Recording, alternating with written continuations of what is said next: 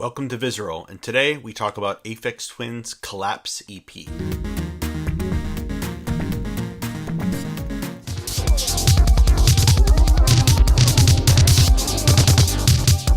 What's there to say about Aphex Twin that hasn't already been said? And while this video is not going to be a retrospective on Richard D. James, better known as Aphex Twin, Aphex, the Tuss, and many other aliases, I think giving a little background on Aphex Twin is important to kind of understanding this EP. Writing in The Guardian in 2001, journalist Paul Lester described Aphex Twin, or Richard D. James, as the most inventive and influential figure in contemporary electronic music. Aphex Twin's shadow is cast very, very far throughout all of music, but especially in electronic music. And so this new EP obviously comes with a lot of expectations. There's a huge back catalog that it can be compared to. And I think just kind of putting it in its current place in the entire Richard D. James output is an important piece of today. Before we had Napster and, YouTube and Spotify, all these places where you can pretty much find whatever you want at any time in this current era. I know this might sound like kids these days, but it's just amazing to me to imagine growing up as a 12, 13-year-old who's just coming into being interested in music and just having it all at your fingertips. That was just not the reality when I was growing up. In fact, shows like, or rather programs like MTV, MTV2, that was generally the place you were going to find new music if you didn't live in an urban center. And I remember the very first time I was connected to Aphex Twin, or I actually learned about him, it was about the time his either Richard D. James record came out that was very influential, but I think the subsequent EP, Come to Daddy, where there was a video that was I think pretty heavy rotation on MTV2. All these children running around in a very kind of nefarious way with Richard's face superimposed on top of them. And it was, a very scary looking video, very influential, I think, as well in like just the music video world. But hearing that music, I had never heard electronic music like that. And I was just starting to get into electronic music. What I would often have to do, though, is we'd go to the city. For us, that would be San Diego, a couple hours away. And you'd go to maybe a big bookstore like Barnes & Noble, and they'd have a whole bunch of magazines. And sometimes they would have magazines from Europe, things like, DJ Mag or Remix magazine, and if you were lucky enough, these magazines often had a CD in it, and those CDs were pure gold. That is how you would learn about all kinds of stuff, because you definitely weren't going to hear it on the radio. If you were lucky, you'd see a video really late at night on MTV or MTV2. I think it was really that Richard D. James album and then that Come to Daddy EP that kind of cemented that this is a rock star in the electronic music world. And not only is his face recognizable, which was not something that was all that common in electronic music, also the sound of those records. There are thousands and thousands of imitators out there, and some of them rather good. I know I've tried to copy it many times myself. Those records were just so influential in electronic music that I think it kind of defined what that drill and bass, somewhat off-center drum and bass kind of sound was going to be for many, many years into the future. And oddly enough, for Aphex Twin, at kind of some of the height of his popularity in the late 90s, early 2000s, he then puts out Drux or Drux, I've never quite known how to pronounce it, which always felt kind of like just an odds and ends, stuff that he had already done before. It wasn't necessarily all that well received, and even in the fan base today of Aphex Twin aficionados, I think it has some kind of mixed feelings. Some people quite love it, and others just think that it's a hodgepodge of stuff that he had put together.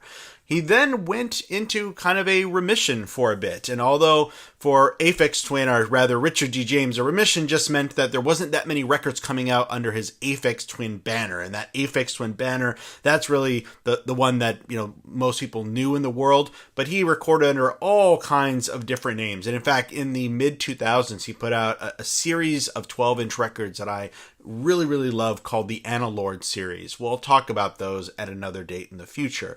But for the most part, he was kind of silent, at least as a big star within the electronic music world, up until about 2014, when all of a sudden there was a lot of press guerrilla marketing, mind you, with like blimps in the skies over London, some strange advertisements around cities for a new record called Syro. It was a great record. It won a Grammy. It was well reviewed everywhere you went. And with that, it kind of just opened up the floodgates of Aphex Twin material. All of a sudden, as well, on SoundCloud, a random user, just user blankety blankety blank, I'll put the name down below, just dumped hundreds and hundreds of tracks, and a few keen observers realized, oh, this sounds like Richard D. James. In fact, some of these songs either sound like remix versions of existing tracks or little snippets we've heard before. And it was just amazing that all of a sudden there was all of this material just given for free. And with the release of Syro and that big dump of SoundCloud tracks, he started to release kind of more consistently EPs. We had in 2016 the Cheetah EP, and now we have Collapse in 2018. Collapse is a 5-track EP, and I think it's some of the best tunes that he's ever done.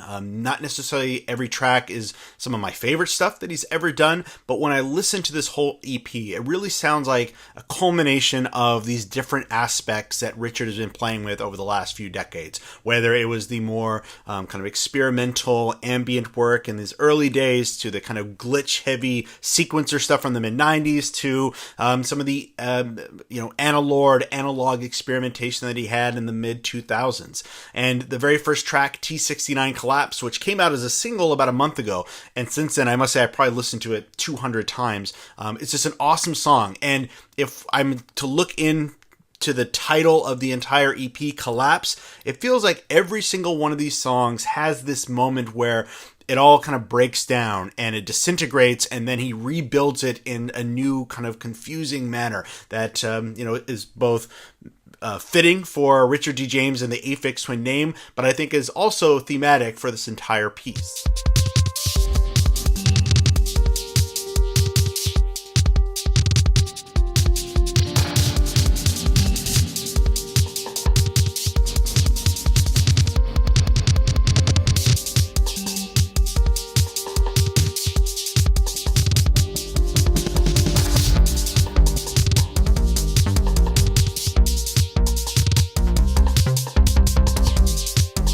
The second track is called First 44, and it's this track with jittery drums and bass with this imposing inaudible vocal sample. What's interesting about this one is I've been listening to a lot of releases from the Hyperdub label, a British record label that does electronic music, and clearly a lot of their artists have been influenced by Aphex Twin, but this track kind of makes me think that he is now currently being influenced by some of these other artists, or maybe it's just a coincidence.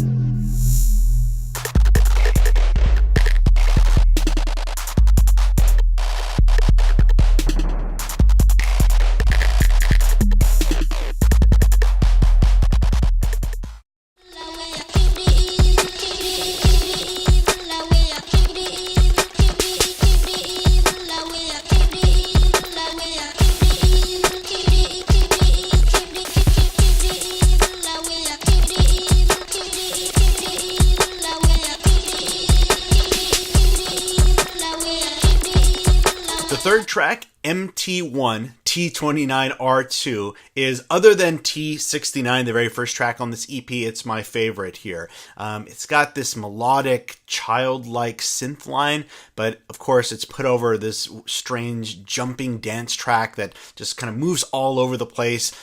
Really interesting piece as well.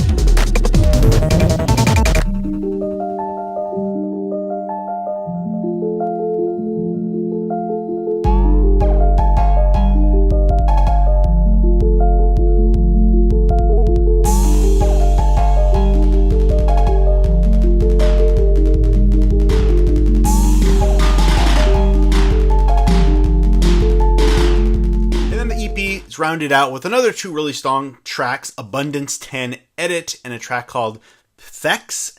Just really nice pieces that I think also just demonstrate the kind of skill that Richard has in kind of combining all these different elements of electronic music and somehow putting them together in a way that fits but doesn't seem too glossy or just too composed. So I highly recommend checking out this new EP, Collapse EP by Aphex Twin. You can get it on vinyl from Bleep from Amazon. If you're lucky enough to get the very limited edition vinyl set that I'm sure is going for now hundreds of dollars on eBay, good for you. But if you want a vinyl copy, it's there. It's also on CD, cassette, and of course you can get it on almost every streaming service. So it's definitely available to you, and I would just at least play through it a couple of times. See if, even if you maybe stop listening to Aphex Twin over the last few years, that this is a moment that can bring you back to them.